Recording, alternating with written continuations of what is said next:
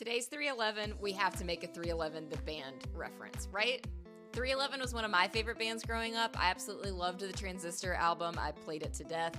One of my favorite songs on that album is titled Confusing Use of Time. Look it up, great jam. I promise this isn't just a plug for me to push my favorite bands on you. There's a point to this. The song had me thinking about our work culture and the way that we tend to show up in our personal lives versus our work lives. A lot of the top agents that I work with spend a whole heck of a lot of time at work, not necessarily by choice, but by default. When we really peel back the curtain and I ask them what's important to them, they're not telling me about their work. They're telling me about their kids, their family, their hiking goals, their trip goals. They're telling me about things that actually matter. How do we balance this? How do we have a massively successful business and a personal life that's worth showing off?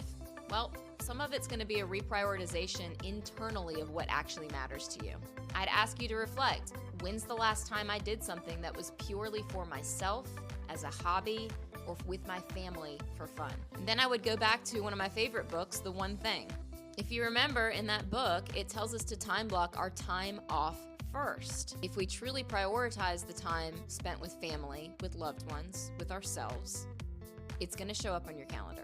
And that doesn't necessarily mean that we're taking big grand vacations just once a year. This probably also means that your time off is showing up in your day and in your week. Let's try to radically shift this. For 1 week, I would like to challenge you to schedule one thing for yourself every single day, even if it's just for 5 minutes. Because at the end of the day, we only get one life, and I would hate for you to get to the end of it and think to yourself, that was a confusing use of time.